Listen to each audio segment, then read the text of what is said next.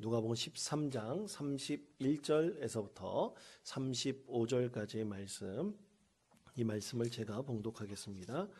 곧 그때 어떤 바리새인들이 나와서 이르되 나가서 여기를 떠나소서 헤롯이 당신을 죽이고자 하나이다.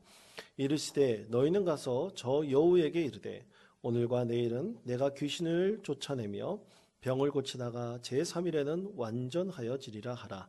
그러나 오늘과 내일과 모레는 내가 갈 길을 가야 하리니 선지자가 예루살렘 밖에서는 죽는 법이 없느니라. 예루살렘아 예루살렘아 선지자들을 죽이고 내게 파송된 자들을 돌로 치는 자여, 암탉이 제 새끼를 날개 아래에 모음같이 내가 너희의 자녀를 모으려 한 일이 몇 번이냐. 그러나 너희가 원하지 아니하였도다. 보라, 너희 집이 황폐하여 버림바 되리라. 내가 너희에게 이르노니 너희가 주의 이름으로 오시는 이를 찬송하리로다 할 때까지는 나를 보지 못하리라 하시니라. 아멘. 여러분, 사순절 두 번째 주일입니다. 우리 사순절 기간 더욱더 주님의 은혜를 사모하시며 믿음 가운데 승리하는 우리 복된 성도님들 되시기를 축복합니다. 한 청년이 멋진 자전거를 정성스럽게 닦고 있었습니다. 지나가던 소년이 호기심 있게 그 자전거를 쳐다보면서 그 청년에게 물어보았습니다. 자전거가 굉장히 비쌀 것 같아요. 아주 자전거가 너무나 멋있어요. 청년이 대답했습니다. 아니란다. 이 자전거는 내 형이 나에게 선물한 거란다. 그 예를 듣고 이 지나가던 소년이 마음에 참 부럽다는 그런 생각을 가졌나 봅니다. 눈치가 그렇게 부러운 표정을 하고 있었어요. 그러면서 아주 자그마한 목소리로 나도, 이렇게 얘기를 하는 거예요. 그 소리를 듣고 이 청년이 그 소년에게 말했습니다. 너는 이렇게 멋진 자전거를 사줄 형이 없나 보구나. 그랬더니 소년이 말했습니다. 아니요, 나도 그 형같이 되고 싶어요. 나도 내 동생에게 아주 멋있는 자전거를 사줄 수 있는 형이 되었으면 좋겠어요.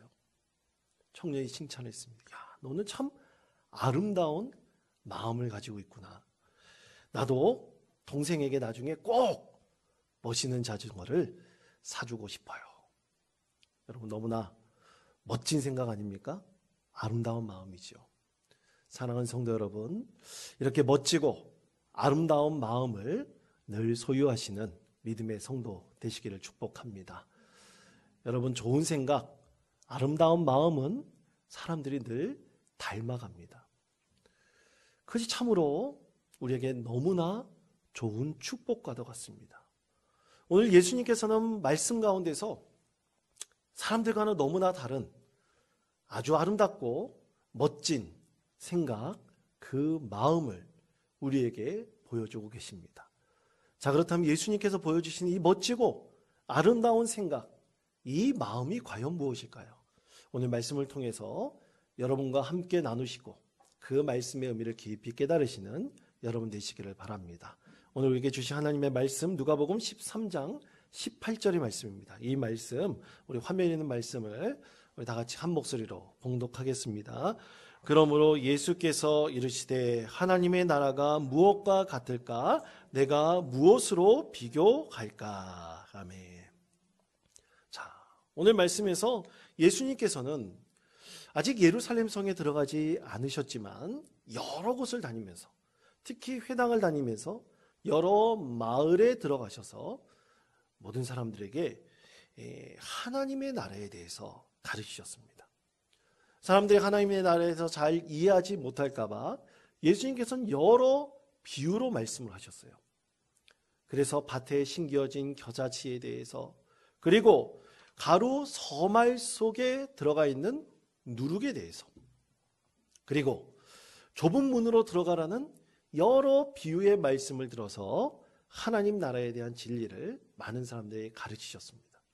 그런데 그렇게 예수님께서 하나님 나라에 대해서 가르치시는데 몇몇 바리새인들이 갑자기 급하게 들어와서 헤롯의 군사들이 지금 예수님을 잡으러 옵니다. 빨리 피하십시오. 그렇게 급한 소식을 알려주었습니다. 여러분, 만약 누가 경찰이 나를 잡으러 온다, 여러분 그런 소식이 들리면 여러분 어떻게 하시겠습니까? 일단 도망가야죠. 이 보통 사람들의 마음입니다. 내가 무슨 죄를 지었는지도 모르는데 일단 누가 나를 잡으러 온다 그러면 도망간다는 것이 인지상정입니다. 그런데 예수님께서는 전혀 다르게 행동하셨습니다. 자, 오늘 우리에게 주신 하나님 말씀 누가복음 13장 31절에서부터 33절까지 말씀입니다. 이 말씀을 다 같이 한 목소리로 읽겠습니다. 곧 그때 어떤 바리새인들이 나와서 이르되 나가서 여기를 떠나소서 헤롯이 당신을 죽이고자 하나이다. 이르시되 너희는 가서 저 여우에게 이르되 병을 고치다가 제3일에는 완전하여지리라 하라. 그러나 오늘과 내일과 모레는 내가 갈 길을 가야 하리니 선지자가 예루살렘 밖에서는 죽는 법이 없느니라. 아멘. 자, 이렇게 읽으면 좀 말씀 이해하기 쉽지 않습니다. 이 말씀에 대해서 고 유진 피터슨 목사가 번역한 메시지 성경은 이렇게 번역을 합니다. 제가 읽겠습니다. 바로 그때 몇몇 바리새인들이 다가와서 말했다. 얼른 피하십시오. 헤롯이 선생님을 찾아 죽이려고 합니다. 예수께서 말씀하셨다. 지금은 내가 시간이 없다고 그 여우에게 전하여라. 오늘과 내일은 내가 귀신을 쫓아내고 병든 사람들을 고치느라 바쁘고 사흘째에는 이를 마무리할 것이다. 그뿐 아니다. 예언자가 예루살렘 밖에서 불운한 최후를 맞는 것은 합당하지 않다. 아멘. 그렇습니다. 예수님께서는 전혀 다급해하지 않으셨습니다. 그렇다면 예수님께서 이렇게 다급해하지 않으신 이유는 과연 무엇일까요? 오늘 예수님께서는 사순절 기간 이 그리스도인의 삶의 방향과 그리고 우리가 꼭 소망해야 될 미래에 대한 모습을 우리에게 분명하게 말씀하십니다. 그럼 예수님께서 이렇게 행동하신 이유가 과연 무엇일까요? 그것은 두 가지입니다. 첫째는 모든 것은 하나님 나라의 관점으로 예수님께서는 판단하셨습니다. 예수님께서 일관되게 하신 마음은 분명한 것이 있었습니다. 그것은 바로 하나님 나라에 대한 것입니다. 그래서 예수님께서는 어디든지 무엇을 가든지 하나님 나라의 관점과 그것에 대한 소망으로 가득 차 계셨고 그것을 늘 전파하셨습니다. 늘 가르치셨습니다. 그래서 헤롯의 군사들이 예수님을 잡으러 온다는 것에 대해서 두려워하지 않으시고 그 여우 헤롯을 그렇게 지칭하시며 오늘도 내일도 모레도 내게 맡겨진 사명의 길을 가겠다 주님께서 말씀을 하셨습니다. 자, 여러분 그렇다면 이 헤롯은 과연 누구일까요? 성경에 보면 헤롯이란 이름이 곳곳에서 등장하는데 오늘 말씀에서 있는 이 헤롯은 예수님께서 태어나실 때 2세 이하의 사내들을 다 죽이라고 명령한 그 헤롯이 아닙니다. 예수님께서 태어나실 때 잔인한 명령을 했던 헤롯은 죽었고요. 그 다음에 이 유대 지방이 여러 군데로 갈라지고 특히 이 갈릴리 지방의 분봉함으로 로마가 한 사람을 세우는데 그가 바로 헤롯 안디바 또는 안티파스라고 하는 사람입니다. 바로 그 사람이 오늘의 말씀의 주인공입니다. 헤롯 안디바는 오늘 예수님께서 말씀하듯이 여우 같은 사람입니다. 여러분 여우는 어떤 존재일까요? 굉장히 간사하다고 우리는 생각합니다. 그것처럼 참 간계가 뛰어난 사람이었고요. 그리고 친 로마 정책을 펴고 있던 사람이었습니다. 그리고 자기 이득에는 어떠한 타협도 하지 않는 사람이었습니다. 그래서 헤롯 안디바는 자기의 이복 동생의 아내였던 헤로디아와 불륜을 저질렀고 그 헤로디아를 자기의 아내로 맞이하였죠. 참으로 내로남불의 사람이었습니다. 이것에 대해서 세례 요한은 비판했습니다. 하나님 말씀의 원칙에 많지 않는다고 비판했습니다. 그랬더니 이 헤롯 안디바는 세례 요한을 감옥에 가두었죠. 그리고 자기 생일날 그 세례 요한을 기쁨의 제물로 삼았습니다. 오직 자기 자신과 그리고 로마를 위해서 모든 백성들을 희생시킬 수 있는 참으로 간계가 뛰어난 사람이었습니다. 그러면 예수님과 헤롯 안디바는 무슨 관계일까요? 별 관계 없습니다. 그런데 왜 안디바는 이 예수님을 잡으려고 했을까요? 이유는 딱 하나입니다. 그것은 세례 요한과 똑같은 낯비고 선지자로 여겼기 때문입니다. 예수님이 저렇게 복음을 전하고 많은 사람을 만나면 자기에게는 위협적인 존재가 될 거라고 생각했기 때문에 예수님을 잡아서 감옥에 가두려고 했습니다. 자, 그러나 예수님의 관심은 그것이 없었습니다. 예수님께서는 이렇게 말씀하셨습니다. 누가복음 13장 32절에서부터 33절까지 말씀, 세번역 성경의 말씀입니다. 제가 읽겠습니다. 예수께서 그들에게 말씀하셨다. 가서 그 여우에게 전하기를 보아라.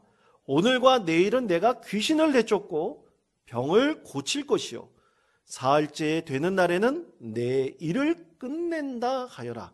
그러나 오늘도 내일도 그 다음 날도 나는 내 길을 가야 하겠다. 예언자가 예루살렘 아닌 다른 곳에서는 죽을 수 없기 때문이다. 아멘. 예수님께서는 분명하게 말씀하셨습니다. 오늘도 내일도 모레도 나는 나에게 맡겨진 그 길을 가겠다. 예수님께서 말씀하셨습니다. 오직 예수님께서는 헤롯 안디바의 그 위협 앞에서도 하나님께서 예수님께 맡기신 그 일을, 그 사명을 온전히 감당하겠다 말씀하셨습니다.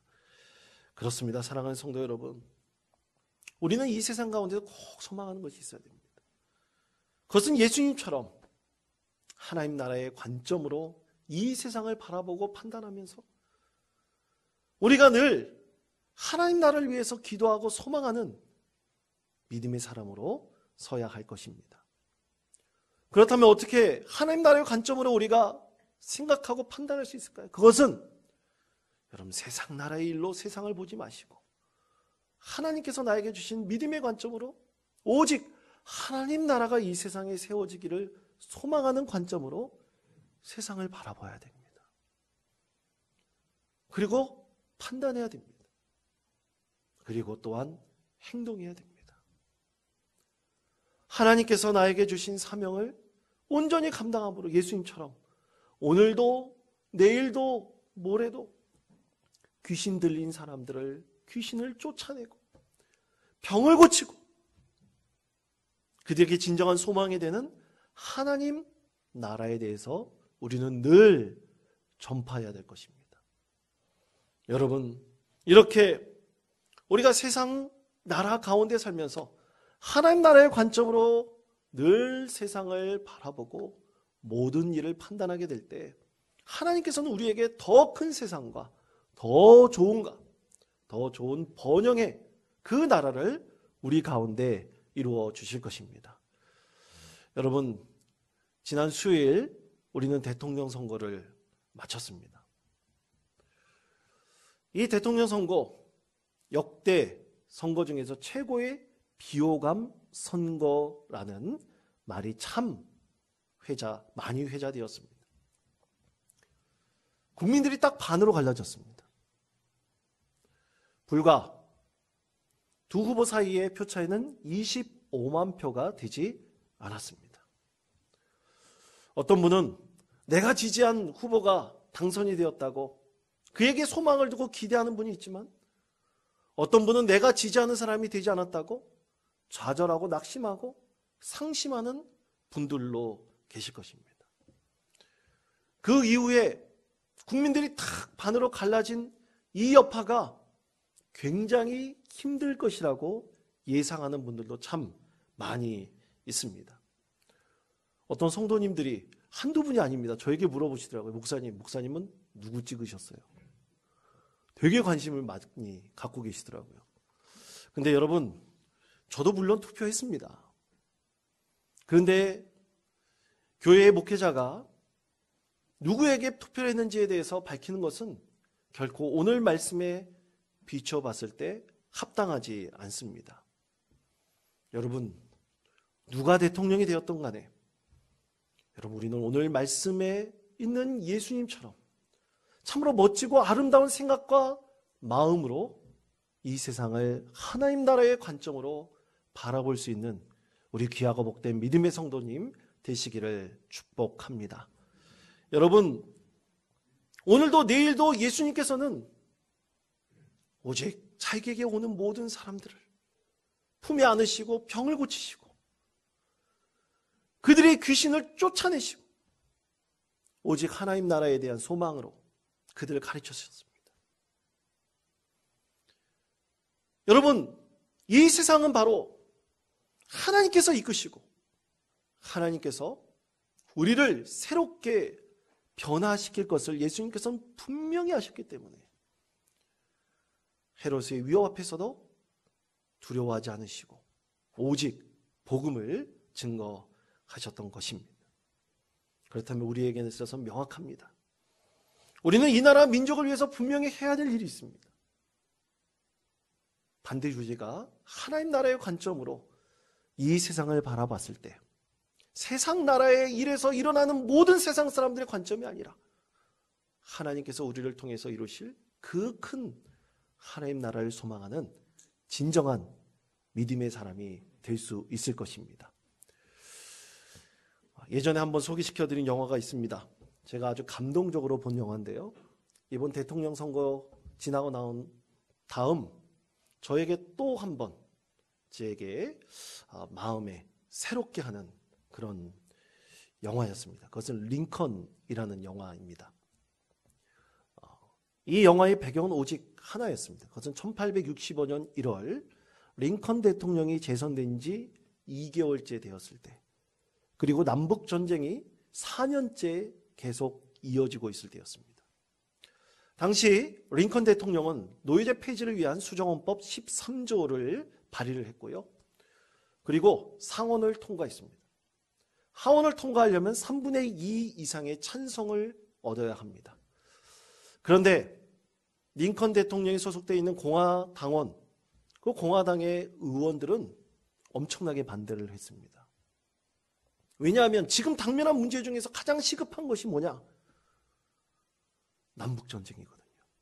남북전쟁으로 60만 명 이상의 청년들이 죽었다 그러는데요. 그 당시 그렇게 죽었다고 증거하고 있지만 실제로 200만 명가량이 그 전쟁으로 희생에 당했다는 그런 기록도 있습니다. 여하튼 영화상에서는 지금 4년째 이어지고 있는 이 남북전쟁을 종식시키지 않고서는 이 나라 민족에 엄청난 불행이 닥칠 것이다. 많은 공화당 사람들도 전쟁 종식을 최우선으로 걸었습니다. 그러나 링컨 대통령은 그러지 않았습니다. 오직 수정헌법 13조를 통과시키기 위해서, 노예제 폐지를 위해서 최선을 다했습니다. 최선을 다할 때 보면요, 아직 결정하지 못한 하원 의원들을 이제 만나서 설득하기도 하고 심지어 돈을 주고 매수하기도 합니다. 그리고 온갖 거짓말로, 가먼이설로 그들을 설득하는 것을 서슴지 않습니다. 근데 그 영화에 보면 참 안타까운 장면이 있는데요. 이 링컨 대통령이 말을 타고 자기의 장관들과 함께 이 전쟁터 가운데를 길을 지나가는 장면이 굉장히 길게 보여줍니다. 나라가 전체가 다 폐허되어 있는 가운데 길 양옆으로 죽은 군인들, 그 청년들의 시체가 즐비합니다. 수많은 사람들의 죽음을 목격하고 있고 참으로 암울하고 어두운 그 영화의 장면들이 계속 이어지고 있습니다. 사람들이 말이 맞을지도 모릅니다. 당연히 전쟁을 먼저 종식시켜야겠죠. 그러나 링컨 대통령은 오직 이 수정헌법을 통과시키기 위해 무던히 애를 쓰고 결국에는 통과시킵니다. 그리고 얼마 이후 링컨 대통령은 암살자에 의해 그의 총에 맞아 죽습니다. 아마 링컨 대통령은 이 수정헌법 때문에 죽었을지도 모릅니다. 그러나 그가 왜 목숨을 걸고 이 노예제 폐지를 위한 법안을 통과시켰을까? 그럼 그것이 바로 하나님 나라의 관점이었기 때문입니다. 그 모든 것보다 노예 해방이 하나님의 뜻이었기 때문입니다. 사람이 사람을 노예로 부린다는 것은 결코 하나님의 사랑에 합당하지 않았기 때문입니다. 그때 그것을 하지 않았다면 다시는 기회가 없을지 모르기 때문이었죠. 사랑하는 성도 여러분, 오늘 말씀을 통해서 우리는 배울 것이 있습니다. 예수님처럼 모든 것을 판단할 때 여러분, 우리 하나님 나라의 관점에서 판단하십시다. 하나님 나라의 관점에서 판단한다면 우리는 행동할 것이 명확합니다. 새 대통령이 선출되었습니다. 누구의 손에 의해서 선출되었건 우리가 뽑은 새로운 지도자입니다. 그러면 그를 저주만 하고 비난만 할까요? 대립만 할까요? 아닙니다. 우리 모두 하나님 나라의 관점으로 이 땅과 이 나라가 참으로 온전히 세워질 수 있도록 우리는 늘 기도하면서 하나님께서 이 땅을 인도해 주기를 늘 하나님께 간절히 구해야 될 것입니다. 우리 삶의 자리에서도 최선을 다해서 하나님의 뜻을 이루기 위해서 우리 삶의 자리를 온전히 지켜나가야 할 것입니다. 그때 하나님께서 우리에게 더 좋은 것으로 축복하시고 은혜를 베풀어 주시지 않겠습니까? 두 번째로는 예수님께서는 예루살렘을 위해서 탄식하셨습니다. 자, 오늘 우리에게 주신 하나님 말씀 누가복음 13장 34절에서부터 35절까지 말씀입니다. 다 같이 한 목소리로 봉독하겠습니다. 예루살렘아 예루살렘아 선지자들을 죽이고 내게 파송된 자들을 돌로 치는 자여, 암탉이 제 새끼를 날개 아래에 모음같이 모으러 한 일이 몇 번이냐. 그러나 너희가 원하지 아니하였도다. 보라, 너희 집이 황폐하여 버림바 되리라. 내가 너희에게 이르노니 너희가 주의 이름으로 오시는 이를 찬송하리로다 할 때까지는 나를 보지 못하리라 하시니라. 아멘. 자, 오늘 말씀은 예수님의 탄식의 기도입니다. 탄식을 하시는 예수님의 말씀입니다. 근데 왜 예수님께서는 탄식하셨을까요? 여러분, 그것은 예수님께서 헤롯 안디바 때문에 탄식한 것이 아닙니다. 예수님께서는 앞으로 미래에 예수님께서 죽으시고 부활하신 다음 하늘나라로 올라가신 그 이후 예루살렘 그 땅 가운데 통곡하는 백성들의 소리를 들으셨기 때문입니다. 헤롯 안디바도 결코 막을 수 없는 로마의 압제가 그들 가운데 시작될 것을 예수님께서는 분명히 아셨기 때문입니다. 로마가 예루살렘을 침략하여 많은 유대인들을 죽이고 학살하며 또 예루살렘 성전도 회파될 것을 예수님은 아셨습니다. 그 어떤 사람도 그것을 막을 수 없음을 아시며 탄식하고 또 탄식하셨습니다. 그래서 예수님께서는 암탉이 제 새끼를 날개 아래 모음같이 많은 사람들을 불러 모으셨어요. 그 미래에 어떠한 슬픔과 아픔과 좌절이 있다 할지라도, 고통이 있다 할지라도 오직 하나님께서 주신 이 말씀을 품고 하나님 나라를 소망하면서 이 고통과 이 아픔을 견디고 이기게 된다면 언젠가 하나님께서 그들 가운데 새로운 소망으로 그들과 함께 하실 것임을 예수님께서는 가르치셨습니다. 알려주셨습니다. 그래서 예수님께서는 탄식하시며 이 백성들을 하나님께서 진정으로 위로하시기를 간절히 구하고 또 구하셨던 것입니다. 사랑하는 성도 여러분, 그렇습니다. 교회는 모든 사람들에게 있어서 최후의 보루이어야 합니다. 그래서 상처 입은 사람들이 위로를 얻고 새로운 소망을 얻으며 또 하나님 나라의 관점으로 늘 기도하고 복음을 증거하고 변화된 세상, 하나님께서 인도하시고 축복하시는 새로운 세상을 늘 꿈꾸기를 우리가 소망해야 할 것입니다. 여러분, 과거에 제가 한번 말씀드린 적이 있는데요. 강정마을 이야기를 한번 말씀드린 적이 있는 것 같습니다. 아마 우리의 기억에는 많이 잊혀졌을 것입니다. 강정마을에서 목회하신 제 선배 목사님이 한 분 계십니다. 이 강정마을은 당시 해군기지가 들어선다는 그 소식 때문에 마을이 둘로 갈라졌습니다. 완전히 갈라졌습니다. 한쪽은 찬성하는데 한쪽은 반대하는 것으로 완전히 갈라졌습니다. 당시 목사님이 부임하시고 난 이후 해군기지가 건설되는 소식이 들리기 전 이 목사님 중심으로 교회가 참 화합을 해서 계속 성장하고 있었습니다. 그런데 청천벽력 같은 소식이 들리게 된 것이죠. 교인들을 둘러 갈라져서 서로 대립하고 갈등했습니다. 그리고 목사님에 대해서 비난하는 사람들이 생기기 시작했습니다. 그 이유는 딱 하나입니다. 왜 목사님은 우리 편을 들어주지 않습니까? 왜 목사님은 내 편을 들어주지 않습니까? 서로 교인들이 대립하고 결국에는 이 목사님을 비난하면서 교회를 떠나는 성도들이 있었습니다. 이유는 그거죠. 내 편 들어주지 않는다는 것 때문이었습니다.